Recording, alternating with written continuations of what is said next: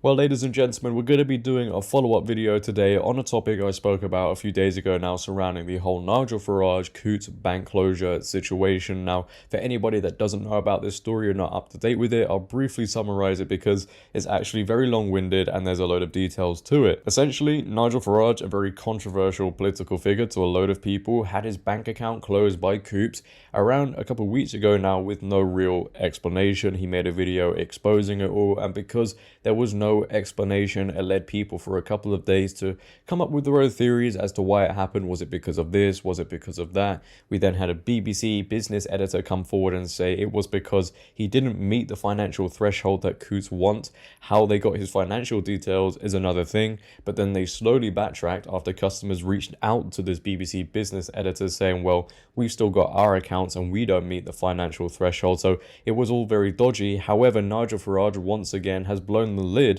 on this whole situation with some new documents that he's obtained, and it looks like he was removed from this bank because of his political opinions. Nigel Farage's bank accounts were closed down after Coutts decided that his views do not align with our values, documents obtained by the former UKIP leader show. A reputational risk committee removed Nigel Farage after considering a dossier detailing his comments about Brexit, his friendship with Donald Trump, and his views on LGBT rights, among many reasons he was not compatible with Coutts. The background briefing paper even made reference to Mr. Farage's friendship with Novak Djokovic, the former Wimbledon champion, as evidence that he was not as inclusive as the bank. And those reasons are absolutely ridiculous.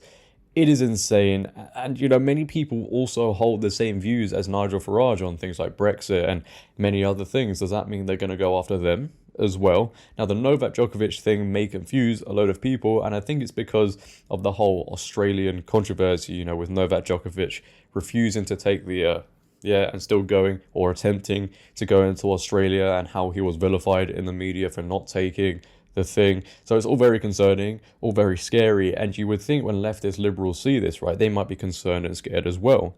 They'll think, well, maybe if this can happen to Nigel Farage, it can happen to us as well, which it will, but at the minute, they're all cheering, yeah, this is great, this is fantastic. But again, what they don't realize in time, in the next few years, especially when we move into a cashless society, right, which is a whole nother video, it's going to happen to them at some point. And I can guarantee you, it won't be as funny then when your bank accounts get closed or they get frozen.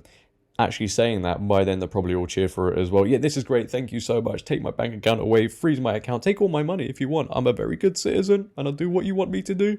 I think my impressions are getting better and better of these people. What do you guys think? But the NatWest CEO and now NatWest own Coutts has come out and apologized to Nigel Farage, and in a very PR written statement, it really deserves the ridicule it's getting. It wasn't really worth the time in typing. You know, I don't know why they even bothered sending it, because it kind of looks like they were forced to send it, which, you know, Nigel Farage alludes to, that they might have been forced to send this letter, because I can guarantee you, if there wasn't a load of controversy surrounding this, if there wasn't a lot of attention to it, there's no way they would send an email saying, hey, look, Nigel, we're sorry for closing your account, would they?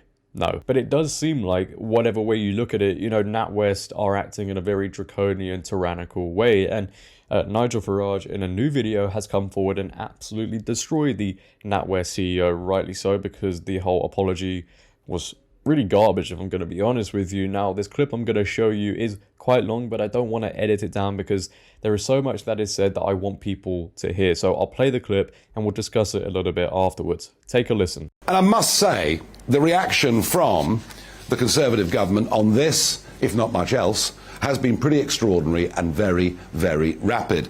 And after the promises of the last 2 days, this evening we got a Treasury statement.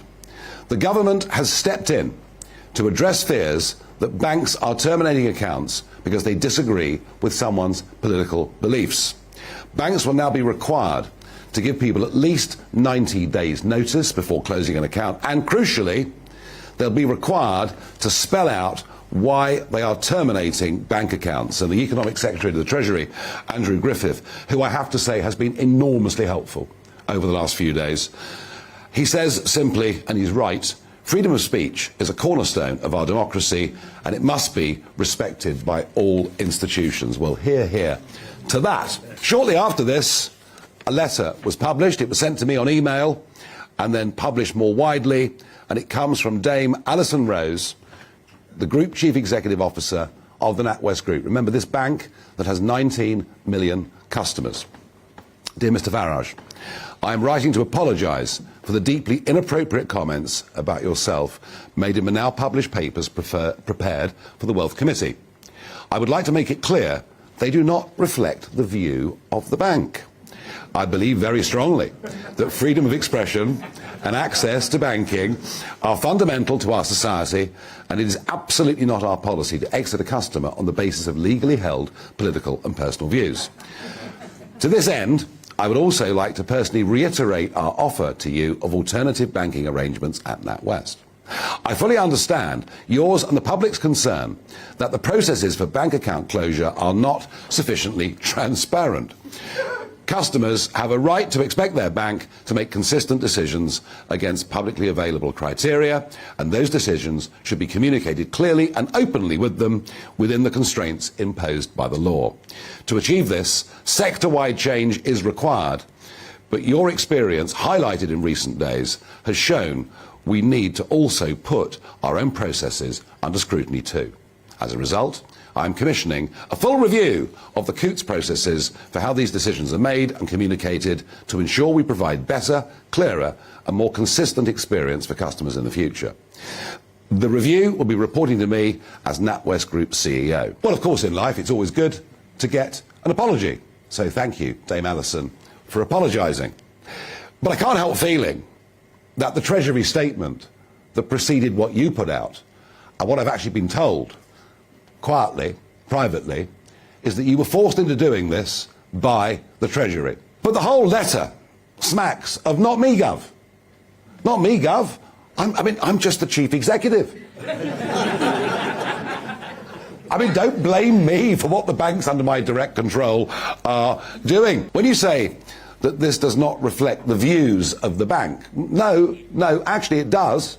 It really does genuinely reflect the views of the bank. And let's remember, Dame Alison, you call it the Wealth Committee. Its real name is the Reputational Risk and Wealth Committee, and it was set up following your diversity review.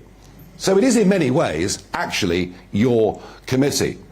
Now, you do say that there's a reiteration of the offer to give me NatWest services.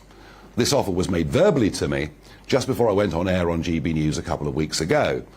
But I got to ask you, does this include business accounts? Because last time round it was simply a personal account and I was told no solution had been found to my business problems. Tell you what you should be focusing on.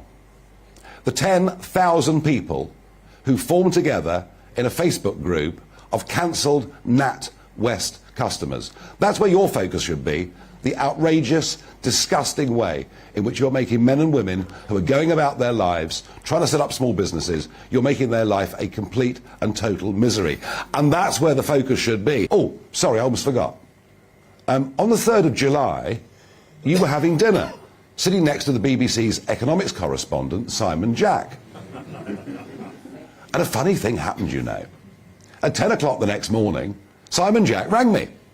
And he told me that the reason my account had been cancelled is that I didn't have enough money in the account, and that anyway, what was the problem? Because I'd been offered NatWest accounts. The BBC put that out, and many in the media accepted that version.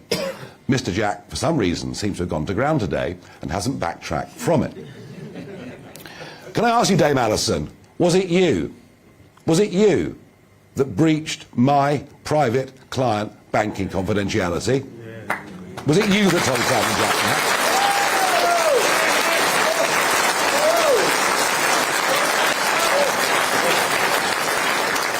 Well, I'm going to find out. So once again, apologies for how long that clip was. Again, I just wanted everybody to hear what Nigel Farage was saying, what he was going to talk about, especially maybe for people in other countries, just to see what is actually going on within the UK, within England. Don't worry, I'm not going to keep too much of your time now. We've already discussed how scary, draconian, tyrannical all of this is. But there are a couple of things I do just want to briefly touch on. It's all well and good for the Tory government now to come out and say we're all for freedom of speech, we're standing by freedom of speech. Yet in the last 5 years or so, you have acted in the very opposite way. You can't just now say we're all for freedom of speech for a great PR move, okay, when you've been acting in the opposite way for so many years. You either are for it or you're not. And again, with all of this, you're still seeing liberals, progressives cheering it. It's amazing. It's great. And this one really just boggles my mind, okay? Because if this was anybody with left-wing views getting their bank accounts closed, which, you know, hasn't happened yet because coincidentally it's only right-wing views, but the time will come. But let's just say if it was Keir Starmer, for example, okay, and he had his bank account closed because of his views, we wouldn't be cheering it and saying, yeah, this is great, this is amazing. We would also be calling for action and saying this is completely wrong, it needs to stop. Why can't left-wing people just accept that this stuff is going on and see it for what it is? You know, they never look at the bigger picture. They get so emotional. They're so caught in their ways. They think, yeah, this is great. Finally, somebody who doesn't agree with us is being taken down. Yet in the years to come, as I keep mentioning, it's not only just going to affect people with right-wing views, but enough of them, you know, because we could sit here all day and speak about that. I think it's great. This is being brought to a load of people's attentions, especially in the mainstream media. You know, they can't not cover it because so many people are now talking about it. So it's great. And somebody with Nigel Farage's views, political stances, isn't a justification to have your bank accounts closed and defamed in the social media world and the mainstream media world. But that is the end of the video. Nonetheless, ladies and gentlemen, if you have enjoyed, make sure to leave a like rating, leave your comments down below about this situation. I'm very interested to see how you guys feel about it all. If you're new, hit that big red subscribe button and turn on bell notifications so you never miss a video. But until next time, it has been your boy JD. Have a great day, stay safe, and I'm out. Peace.